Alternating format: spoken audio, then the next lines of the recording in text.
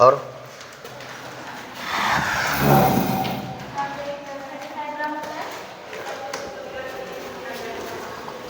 Thyroxine hormone का function बताओ। खड़े रहो, ए लड़के खड़ा उठ। हाँ बता थायरोक्सिन हार्मोन का function.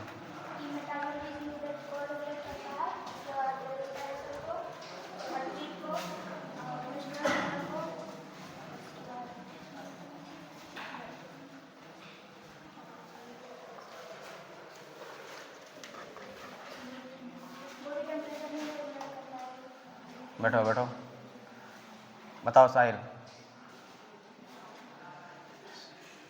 Primary hypothyroidism, secondary hypothyroidism, दोनों में हार्मोन किस में क्या होगा?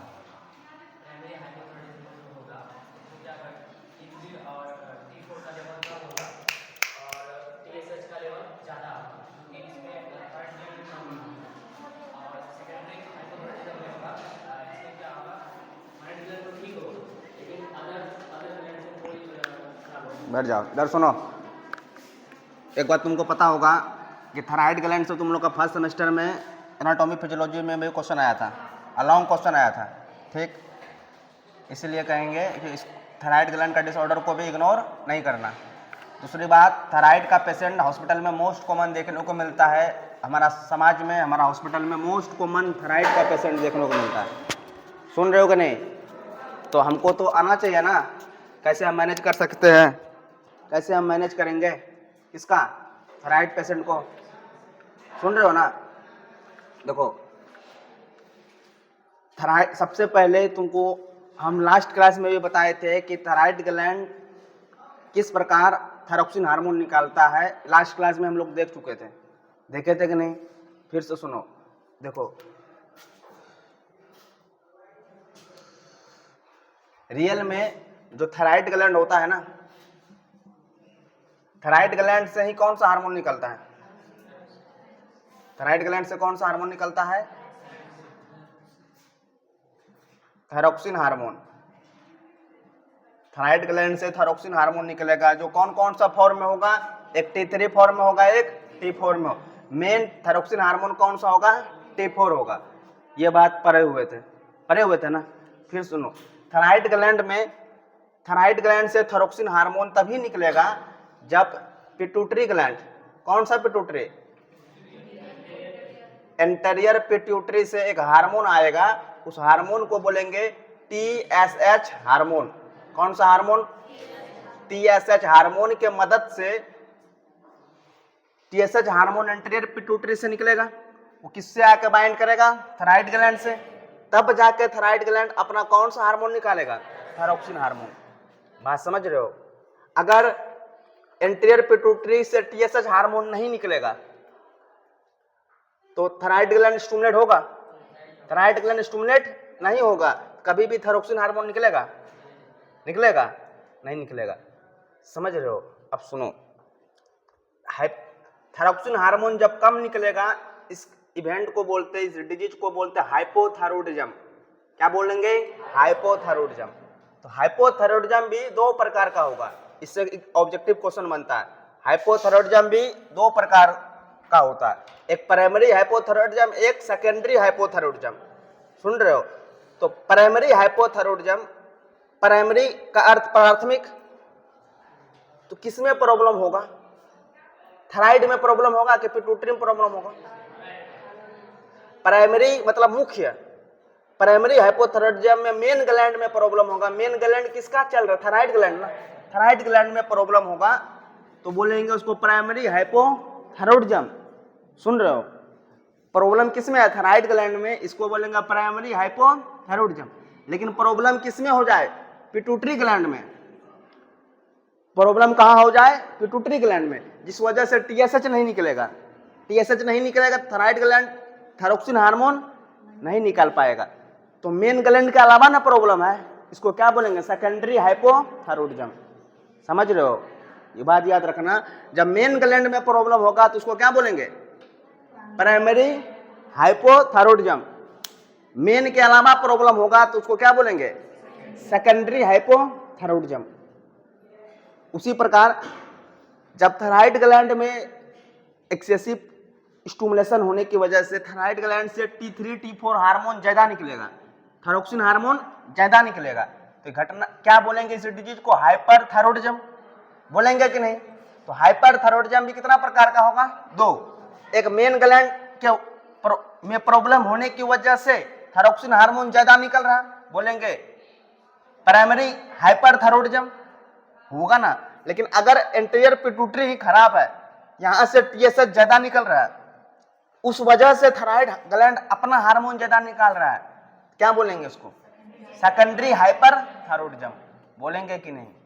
हाँ, देखो रियल में हाइपोथायरॉयडिज्म, देखो हाइपोथायरॉयडिज्म का क्लासिफिकेशन जो होता है ना, दो प्रकार का होता है। एक को बोलेंगे प्राइमरी हाइपोथायरॉयडिज्म, एक को बोलेंगे प्राइमरी हाइपोथायरॉयडिज्म, दूसरे क्या बोलेंगे? Secondary hypothyroidism. समझो, बताओ प्राइमरी हाइपोथायरॉयडिज्म में प्रॉब्लम कहां होगा? Problem in thyroid gland. जबकि सेकेंडरी हाइपोथायरॉयडिज्म में प्रॉब्लम कहां होगा? Problem in pituitary gland. समझ रहे हो बात को? हाँ, तो प्राइमरी हाइपोथायरॉयडिज्म लिख सकते हैं ना, प्रॉब्लम इन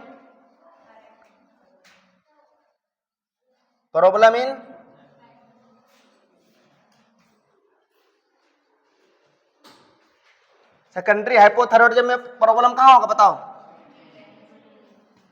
प्राइमरी मतलब मुख्य ग्लैंड कौन सा हो गया? हाइपोथायरॉयडिज्म में बात किसका चल रहा है? थायराइड ग्लैंड का ना, इसलिए मेन ग्लैंड कौन सा हो जाएगा? Thyroid gland. इसलिए प्राइमरी हाइपोथायरॉयडिज्म में प्रॉब्लम कहां होगा? थायराइड ग्लैंड में। जबकि सेकेंडरी हाइपोथायरॉयडिज्म में प्रॉब्लम कहां होगा? प्रॉब्लम इन कौन सा ग्लैंड?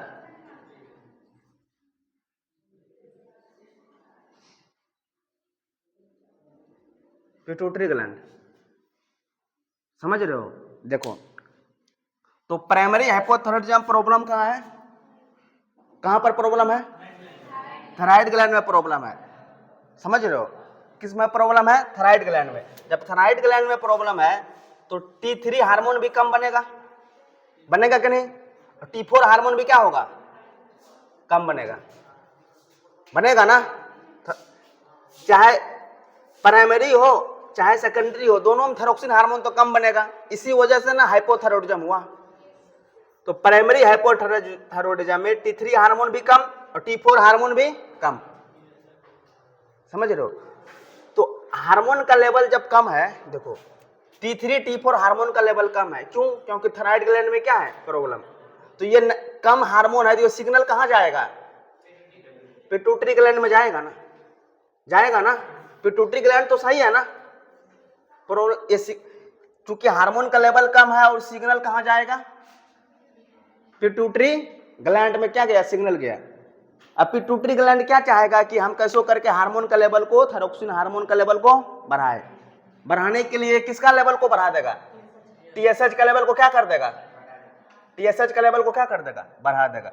फिर TSH दौड़ते हुए आएगा, थायराइड ग्लैंड से बाइंड करेगा। थायराइड ग्लैंड लेकिन फिर भी थायरोक्सिन का लेवल को बढ़ा नहीं पाएगा, क्योंकि थायराइड ग्लैंड में क्या है? प्रॉब्लम हो रखा है। थायराइड ग्लैंड अपना खुद से थायरोक्सिन हार्मोन बना नहीं सकता। तो प्राइमरी हाइपोथायरॉयडिज्म में प्रॉब्लम कहां होगा? थायराइड ग्लैंड में। तो T3 हार्मोन भी कम, T4 हार्मोन भी कम। ठीक, लेकिन ये कम है, ये सिग्नल कहां गया? इंटीरियर पिट्यूटरी में। तो इंटीरियर पिट्यूटरी किसका सेक्रेशन को बढ़ा देगा? TSH को। तो प्राइमरी हाइपोथायरॉयडिज्म में TSH का लेवल क्या होगा? बताओ। हाँ, TSH का लेवल क्या हो जाएगा? बढ़ जाएगा। बढ़ेगा कि नहीं? समझ रहे हो? देख, T3 T4 हार्मोन कम, प्राइमरी हाइपोथायरॉयडिज्म। सिग्नल गया, चूंकि हार्मोन कम है, सिग्नल गया कहां पर? पिट्यूटरी ग्लैंड में। पिट्यूटरी ग्लैंड सही है ना इस कंडीशन में? ये क्या चाहेगा? इसको बढ़ाना चाहेगा ना। तो बढ़ाने के लिए किसका लेवल को बढ़ा देगा? TSH का लेवल को बढ़ा देगा। तो प्राइमरी हाइपोथायरॉयडिज्म में TSH का लेवल क्या होगा? बढ़ा हुआ। मोस्ट कॉमन कौन सा देखने को मिलेगा? प्राइमरी हाइपोथायरॉयडिज्म ही देखने को मिलेगा। जैसे थायराइड फंक्शन टेस्ट का रिपोर्ट देखोगे ना, T3 T4 कम मिलेगा, जबकि TSH उसमें ज्यादा मिलेगा। देखो अब सेकेंडरी हाइपोथायरॉयडिज्म प्रॉब्लम कहाँ होगा, कहाँ पर है, जब पिट्यूटरी ग्लैंड में प्रॉब्लम है तो फिक्स है TSH हार्मोन कम निकलेगा, TSH कम निकलेगा, थायराइड ग्लैंड में स्टिमुलेशन कम पड़ेगा, थायराइड ग्लैंड में स्टिमुलेशन कम पड़ेगा तो T3 T4 हार्मोन भी कम बनेगा ना। तो सेकेंडरी हाइपोथायरॉयडिज्म में T3 हार्मोन का भी लेवल क्या होगा, कम, T4 हार्मोन का भी लेवल कम, फिर TSH का भी लेवल क्या हो गया, कम। जब TSH का लेवल कम मतलब प्रॉब्लम कहाँ है, पिट्यूटरी ग्लैंड में, इसीलिए सिग्नल थायराइड ग्लैंड में कम गया, थायराइड ग्लैंड परिणाम स्वरूप T3 T4 हार्मोन कम बनाया। याद रहेगा, प्राइमरी हाइपोथायरॉयडिज्म में TSH बढ़ा हुआ, जबकि सेकेंडरी हाइपोथायरॉयडिज्म में TSH घटा हुआ। बढ़ा हुआ क्यों, क्योंकि कंपनसेट करना चाह रहा था, बेचारा कम है ना। इसमें TSH घटा हुआ क्यों, क्योंकि खराब कौन था, पिट्यूटरी ग्लैंड ही क्या था, खराब था। इतना बात समझा। अब थायराइड फंक्शन रिपोर्ट देखकर तुम बता दोगे कि प्राइमरी हाइपोथायरॉयडिज्म है कि सेकेंडरी, बता दोगे। हाँ, अगर TSH भी कम है, T3 T4 भी कम है, कैसा हाइपोथायरॉयडिज्म, कैसा हाइपोथायरॉयडिज्म, मतलब थायराइड ग्लैंड सही है, लेकिन उसको जो सिग्नल लेके आ रहा था कौन, TSH, वही कम हो रहा है। T3 T4 हार्मोन भी कम, लेकिन TSH का लेवल बढ़ा हुआ। प्राइमरी हाइपोथायरॉयडिज्म की सेकेंडरी, प्राइमरी हाइपोथायरॉयडिज्म ट्रीट कर सकता है ना। तना को समझा, उतारो इसको।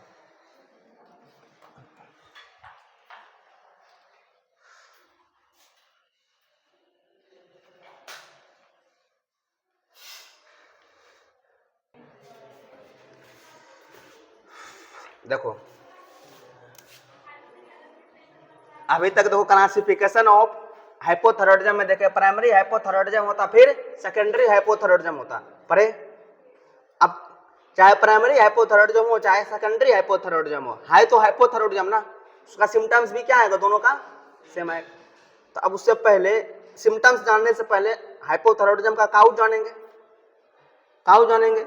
हाँ, काउज ऑफ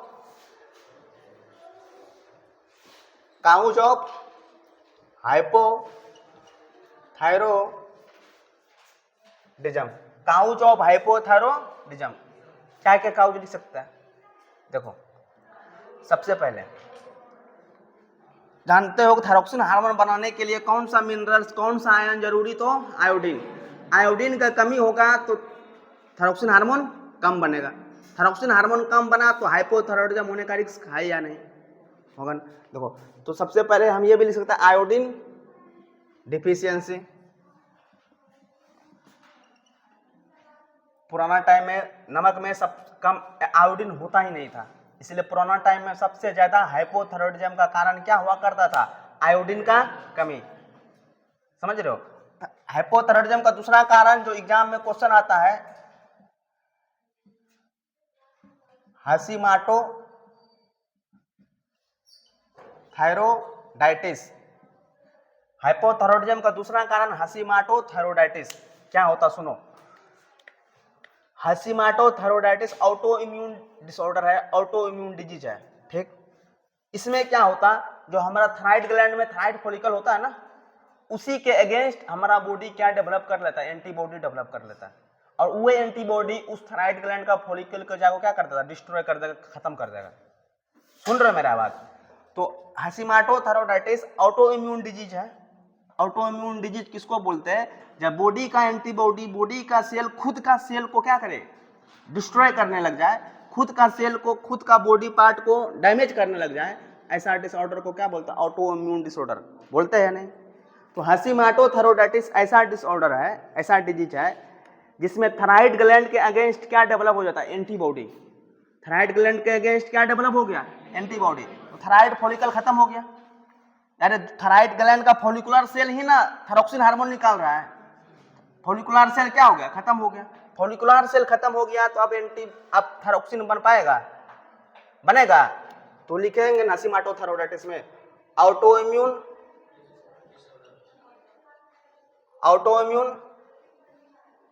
डिसऑर्डर है।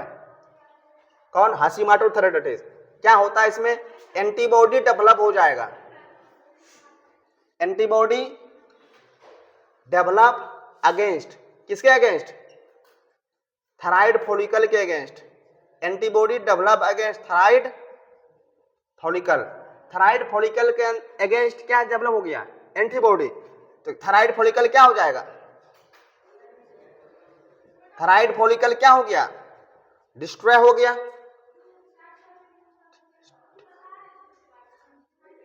थायराइड फॉलिकल डिस्ट्रॉय हो गया तो थायरोक्सिन हार्मोन क्या होगा? बन पाएगा? हाँ, तो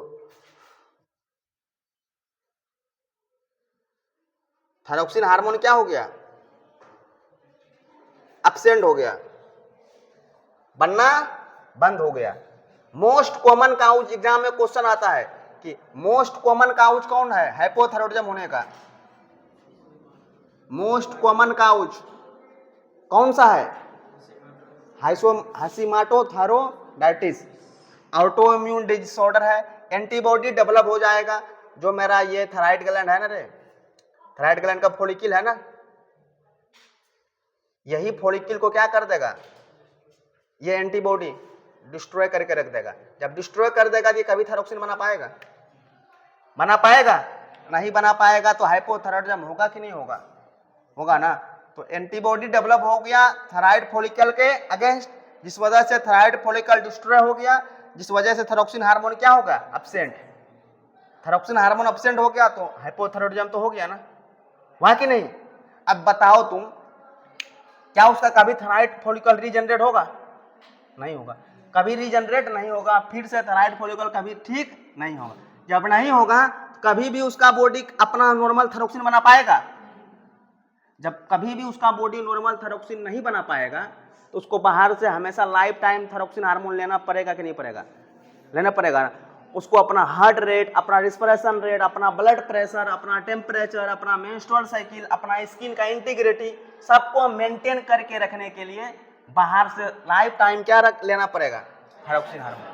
अगर ये नहीं ले पाएगा बाहर से अगर ये नहीं लिया तो उसका हार्ट से रिलेटेड प्रॉब्लम, रिस्पिरेशन से रिलेटेड प्रॉब्लम, ब्लड प्रेशर से रिलेटेड प्रॉब्लम, टेम्परेचर से रिलेटेड प्रॉब्लम, मेंस्ट्रुअल साइकिल से रिलेटेड प्रॉब्लम होना स्टार्ट होगा कि नहीं? स्टार्ट हो जाएगा। समझ रहे हो? इसीलिए थायरोक्सिन हार्मोन बाहर से लेना जरूरी। तो हाइपोथायरॉइडिज्म का काउज एक तो आयोडीन डिफिशियंसी, दूसरा हाशीमोटो थायराइडाइटिस, होगा कि नहीं? अब देखो हाइपोथायरॉइडिज्म का तीसरा काउज देखा था कि पिट्यूटरी ग्लैंड से ही टीएसएच हार्मोन क्या होता है, जब कम निकलने लगे उसके वजह से भी थायरोक्सिन हार्मोन क्या होगा? थायराइड ग्लैंड से कम निकलेगा कि नहीं? हाँ, तो तीसरा काउज में हम लिख सकते हैं pituitary problem, pituitary gland problem. Pituitary gland में प्रॉब्लम हो गया जिस वजह से टीएसएच हार्मोन कम बना, टीएसएच कम बना तो थायराइड ग्लैंड में T3 T4 हार्मोन कम बना। लेकिन तो काउज ऑफ हाइपोथायरॉइडिज्म 1, 2 और 3। मोस्ट कॉमन काउज हाइपोथायरॉइडिज्म का क्वेश्चन पूछता, प्यार यादव में क्वेश्चन है, most common cause of hypothyroidism, क्या जवाब दोगे? Hashimoto thyroiditis. अब ये होने का कोई कारण नहीं है, अपने मन से हो जाएगा। जिसको होगा उसको क्या करवा के रख देगा? हाइपोथायरॉइडिज्म करवा के रख देगा। इतना उतारो।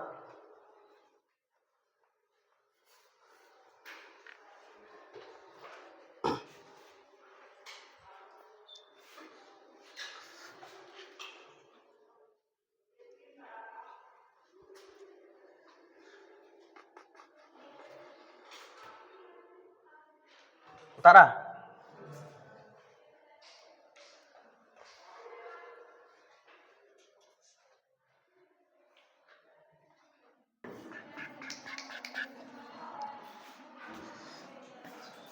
सुनो,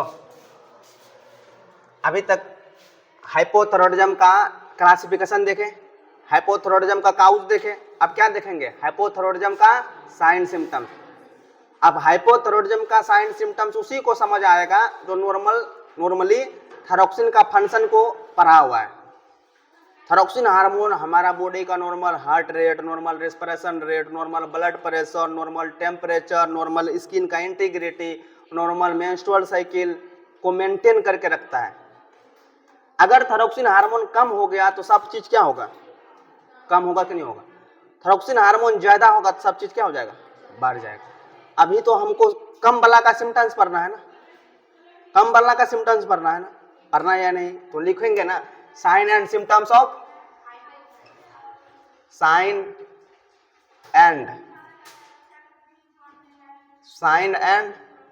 सिम्टम्स ऑफ हाइपोथायरोडिज्म। सबसे पहले एक नंबर, हार्ट रेट पर क्या प्रभाव पड़ेगा, हार्ट रेट घटेगा कि हार्ट रेट बढ़ेगा, हार्ट रेट घट जाएगा। हाँ, heart rate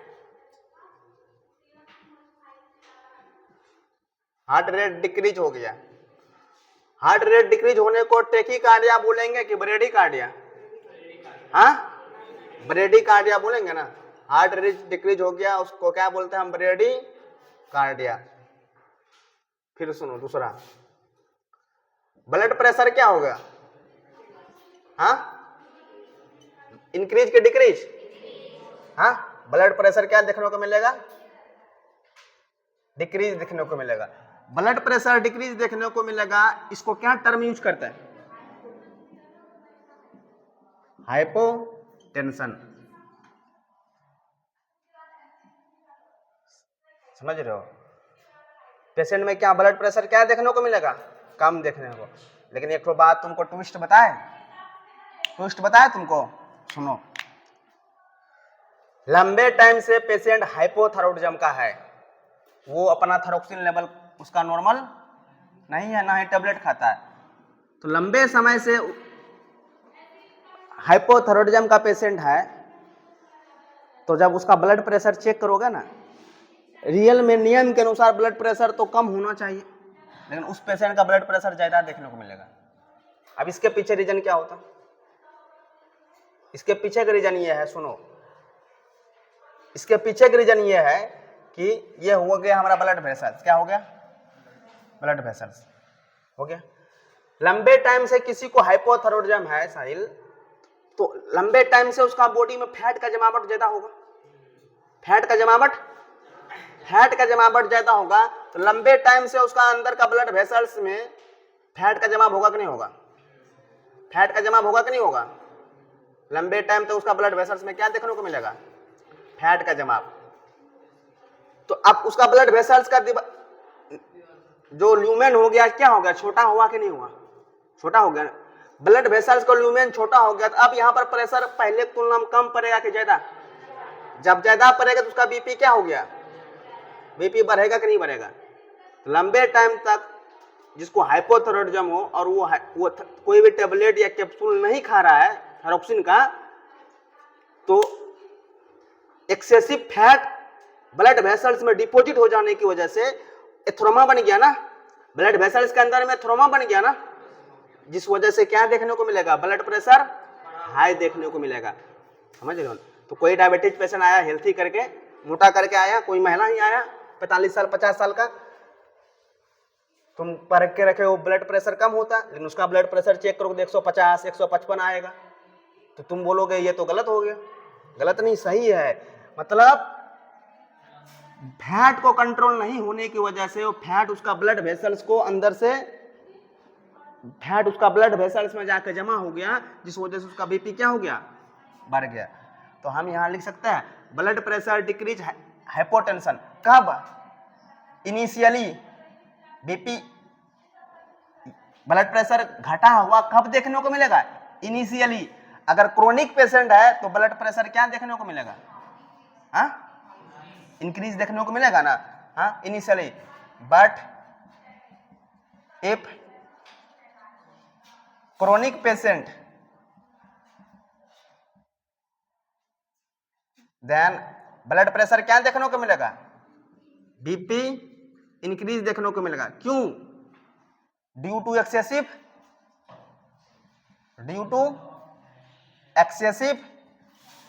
fat deposition, deposition inside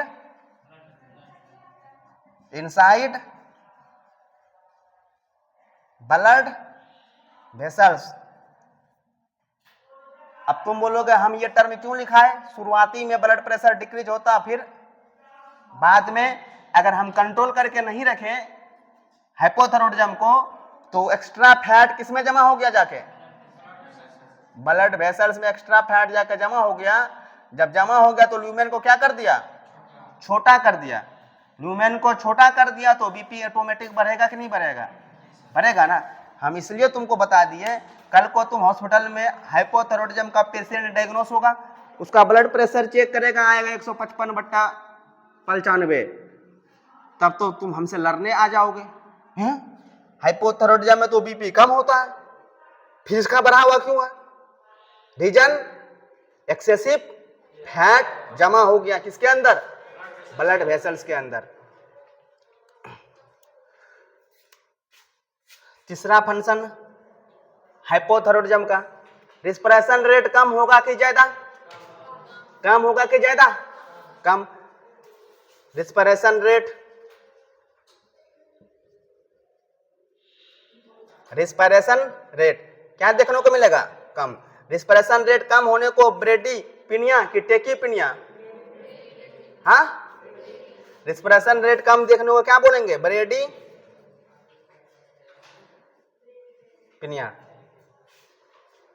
बोलेंगे कि नहीं, हाँ।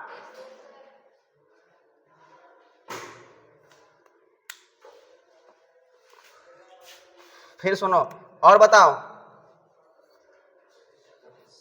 बताओ बॉडी का टेम्परेचर कम देखने को मिलेगा कि ज्यादा, बॉडी टेम्परेचर,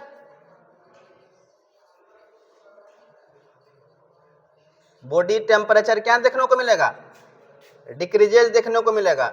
बॉडी टेम्परेचर कम होने को क्या बोलेंगे, हाइपरथर्मिया की हाइपोथर्मिया। मतलब पेशेंट में क्या देखने को मिलेगा, पेशेंट में हाइपोथर्मिया देखने को मिलेगा, मिलेगा कि नहीं। इसको हम या और हम इसको और करके देखो, सुनो मेरा बात। ठंड का मौसम है, ठंड का मौसम में हाइपोथायरॉयडिज्म का पेशेंट है, उसका बॉडी टेम्परेचर पहले से कम होगा, कम होगा कि नहीं होगा। ठंड का मौसम में उसको कम ठंड लगेगा कि ज्यादा ठंड लगेगा, ज्यादा ठंड लगेगा ना, क्योंकि ठंड का मौसम में ठंडी होता, इन्वायरमेंट पहले से ठंडा है, उसके बाद उसका बॉडी का टेम्परेचर भी क्या है, गिरा हुआ है, तो उसको ज्यादा ठंडा लगेगा ना। तो ठंड का मौसम में ये हाइपोथायरॉयडिज्म का पेशेंट में ठंडा उसको बर्दाश्त नहीं होगा, ठंडा सहन नहीं होगा, मतलब उसको ज्यादा ठंडा लगेगा।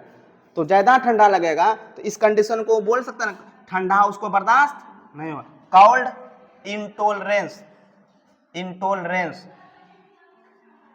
कॉल्ड इंटॉलरेंस, मतलब ठंडा उसको सहन नहीं होगा, ठंडा का प्रति, ठंडा उसको सहन नहीं होगा, ठंडा उसको बर्दाश्त नहीं होगा।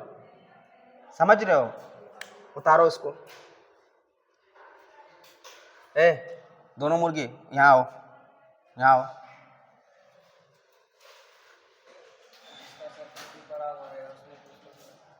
हाँ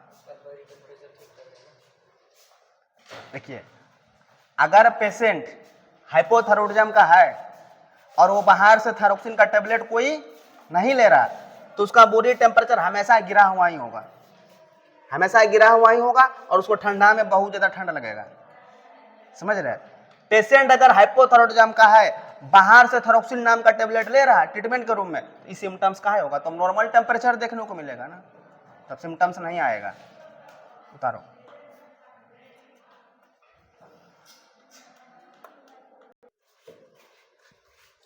लो देखो, अभी तक क्या देखे, हाइपोथायरॉयडिज्म का पेशेंट में हार्ट बीट कम होगा, होगा, टेम्परेचर कम होगा, रिस्पिरेशन रेट कम होगा, होगा ना। देखो हाइपोथायरॉयडिज्म का पेशेंट है तो पेरिस्टाल्सिस मूवमेंट कम होगा कि ज्यादा, पेरिस्टाल्सिस मूवमेंट कम होगा। लिखो क्या नंबर, ई नंबर की एफ नंबर, ई नंबर। पेशेंट में पेरिस्टाल्सिस मूवमेंट क्या होगा, पेरिस्टालसिस मूवमेंट डिक्रीज। तो पेरिस्टालसिस मूवमेंट डिक्रीज हो जाने की वजह से जो फूड पार्टिकल है उसका मूवमेंट बाधित होगा कि नहीं होगा, बताओ। पेरिस्टालसिस मूवमेंट कम है, इसमें कॉन्ट्रैक्शन क्या हो रहा, कम हो रहा। जो फूड यहाँ है यहीं लसकने का कोशिश करेगा, जो फूड यहाँ यहीं अटकने का कोशिश करेगा, तो फूड पार्टिकल आसानी से पास हो पाएगा, नहीं हो पाएगा। तो लंबे टाइम तक फूड इंटेस्टाइन में रुकेगा ना, जब लंबे टाइम तक फूड इंटेस्टाइन में रुकेगा तो मतलब पेरिस्टालसिस मूवमेंट डिक्रीज होने की वजह से पेशेंट में क्या देखने को मिलेगा, कॉन्स्टिपेशन देखने को मिलेगा कि नहीं मिलेगा।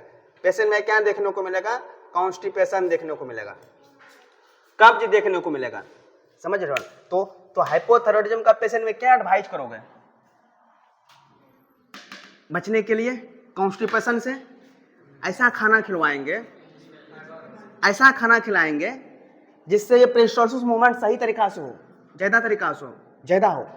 जितना भी फाइबर वाला डाइट होता है, जितना भी फल फूल में जितना भी हरा पत्तीदार सब्जी है ना, साग, करेला, झींगा, भिंडी, खीरा, कद्दू, लौकी, जितना भी है ना, मतलब हरा साग सब्जी में फाइबर ज्यादा होता है। सलाद वाला आइटम में फाइबर ज्यादा होगा।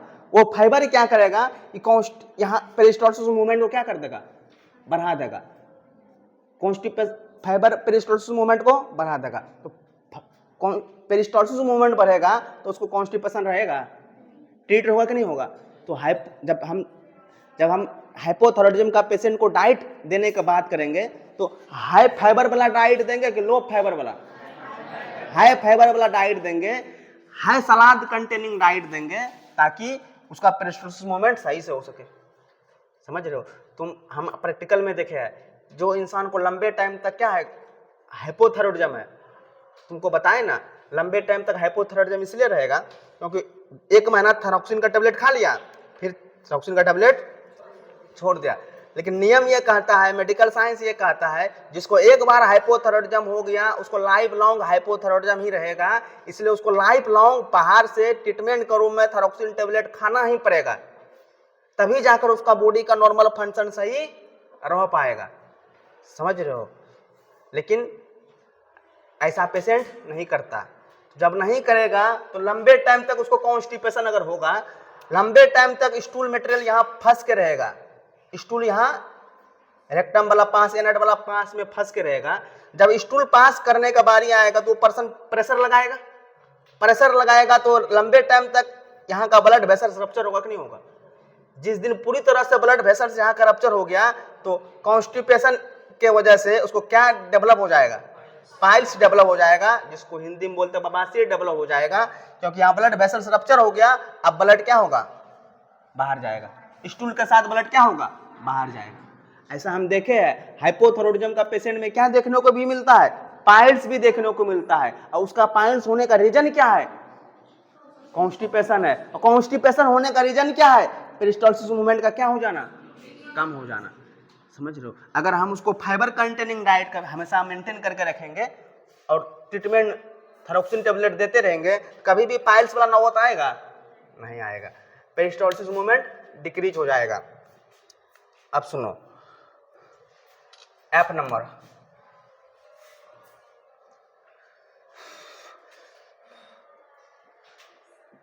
स्किन क्या देखने को मिलेगा, सूखा कि वेट, गीला। हाइपोथायराइडिज्म का पेशेंट है, टेम्परेचर कम है उसका बॉडी में, कभी वो पसीना होगा, पसीना कभी नहीं होगा, तो उसका स्किन हमेशा क्या देखने को मिलेगा, ड्राई देखने को मिलेगा। तो कैसा स्किन देखने को मिलेगा, ड्राई स्किन देखने को पेशेंट में मिलेगा। अब मेंस्ट्रुअल साइकिल में क्या प्रभाव पड़ेगा, हाइपोथायराइडिज्म है तो मेंस्ट्रुअल साइकिल रिलेटेड प्रॉब्लम होगा कि नहीं होगा। मेंस्ट्रुअल साइकिल रिलेटेड प्रॉब्लम किसमें, मेल में कि फीमेल में, मेल में, हाँ फीमेल में। सुनो मेंस्ट्रुअल साइकिल रिलेटेड प्रॉब्लम हम पहले भी पढ़ा चुके हैं कि थायरॉक्सिन हार्मोन अगर कम होगा तो मेंस्ट्रुअल साइकिल को रेगुलेट करने वाला हार्मोन का लेवल बढ़ जाता है। हाइपोथायराइडिज्म में थायरॉक्सिन हार्मोन कम है कि ज्यादा, कम है ना, तो मेंस्ट्रुअल साइकिल को रेगुलेट करने वाला हार्मोन बढ़ जाएगा, जिस वजह से फीमेल को ब्लीडिंग ज्यादा होगा, नॉर्मली मेंस्ट्रुअल साइकिल 21 से 35 दिन में रिपीट होता है, लेकिन मेंस्ट्रुअल साइकिल का हार्मोन बढ़ने की वजह से मेंस्ट्रुअल साइकिल 21 दिन से पहले ही रिपीट होने लग जाएगा। समझ रहे हो ना? तो हाइपोथायरॉयडिज्म में मेंस्ट्रुअल रिलेटेड प्रॉब्लम क्या होगा? ब्लीडिंग अमाउंट क्या हो गया? ब्लीडिंग अमाउंट क्या हो जाएगा? ज्यादा। ब्लीडिंग अमाउंट बढ़ जाएगा। ब्लीडिंग में पीरियड में ब्लीडिंग अमाउंट बढ़ जाने को कौन सा टर्म यूज करेंगे? हाइपोमेनोरिया के हाइपरमेनोरिया? तो टर्म यूज करते हैं क्या? हाइपरमेनोरिया। पेशेंट को क्या हो जाएगा? हाइपरमेनोरिया। समझ रहे हो ना? मेंस्ट्रुअल साइकिल जो होगा ना रिपीट होगा बिफोर 21 डेज। 21 दिन से पहले ही मेंस्ट्रुअल साइकिल रिपीट होना स्टार्ट हो जाएगा। तो लिखेंगे menstrual cycle repeat, menstrual cycle repeat before 21 days. 21 दिन से पहले मेंस्ट्रुअल साइकिल रिपीट होगा तो तुरंत मेंस्ट्रुअल साइकिल आएगा ना? आएगा ना? इसको क्या बोलेंगे? ओलिगोमेनोरिया कि पॉलीमेनोरिया? पॉलीमेनोरिया। इस कंडीशन को क्या बोलेंगे हम? पॉलीमेनोरिया। समझ रहे हो ना? लेकिन जस्ट इसके अपोजिट सिम्टम्स किसमें देखने को मिलेगा? हाइपरथायरॉयडिज्म में।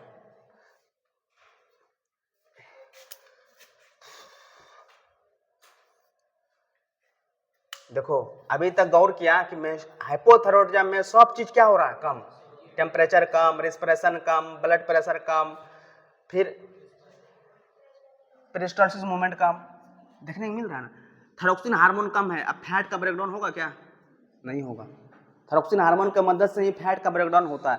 थायरोक्सिन हार्मोन नहीं है, फैट का ब्रेकडाउन नहीं होगा। बॉडी में फैट जमा हो जाएगा। बॉडी में फैट जमा होगा तो उसका वजन क्या होने लगेगा? बढ़ेगा। हाइपोथायरॉयडिज्म में सब चीज कम हो रहा है लेकिन एक चीज बढ़ रहा है, क्या? वेट। समझ रहे हो ना? तो देखो अब H नंबर में फैट का अमाउंट क्या हो जाएगा? बॉडी में फैट का अमाउंट उसका बॉडी में क्या हो जाएगा? इंक्रीज हो जाएगा। होगा कि नहीं होगा? फैट का अमाउंट इंक्रीज हो जाने की वजह से उसका वेट क्या देखने को मिलेगा? उसका वेट क्या देखने को मिलेगा? वेट गेन देखने को मिलेगा। हाइपोथायरॉयडिज्म का पेशेंट में हमें थोड़ा हेल्थी नजर आएगा क्योंकि उसका बॉडी में फैट बढ़ गया है जो नुकसानदेह है। समझ रहे हो? फैट जब बढ़ जाएगा तो एक्स्ट्रा फैट जानते हो कहाँ पर? सेंटर वाला पार्ट में मैक्सिमम जमा होगा, मुंह में फैट जमा हो जाएगा। हाइपोथायरॉयडिज्म का पेशेंट का मुंह देखोगे ना, फुला फुला मुंह लगेगा, जिसके लिए टर्म यूज करते हैं पफिनेस ऑफ फेस। क्या टर्म यूज करते हैं? Puffiness of face. तो पफिनेस ऑफ फेस, फुला हुआ मुंह किस कंडीशन में देखने को मिलेगा? हाइपोथायरॉयडिज्म। फैट अमाउंट इंक्रीज हो गया, वेट गेन हो गया, फेस कैसा देखने को मिलेगा? Puffiness of face. फेस कैसा देखने को मिलेगा? फुला हुआ देखने को मिलेगा। समझ रहे हो? क्यों देखने को फुला हुआ मिला? क्यों?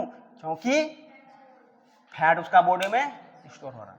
देखो इंसान दिखने में तगड़ा लगेगा, मोटा लगेगा, बाहर से हेल्थी लगेगा, लेकिन अंदर से वो खोखला हो रखा है। क्यों? हार्ट रेट कम, रेस्पिरेशन रेट कम, बॉडी टेम्परेचर कम। समझ रहे हो ना?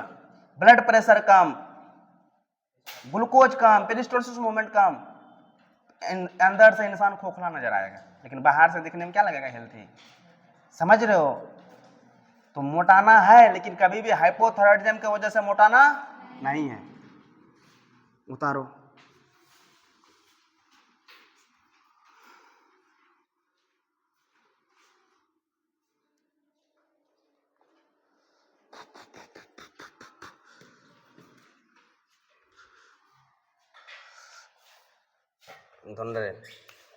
आजकल हमको भी हो गया है हाइपरथायरॉयडिज्म, हीट इंटॉलरेंस, हीट सहन नहीं हो रहा है। हम पंखा नहीं हो कहेंगे तो कोई बात नहीं।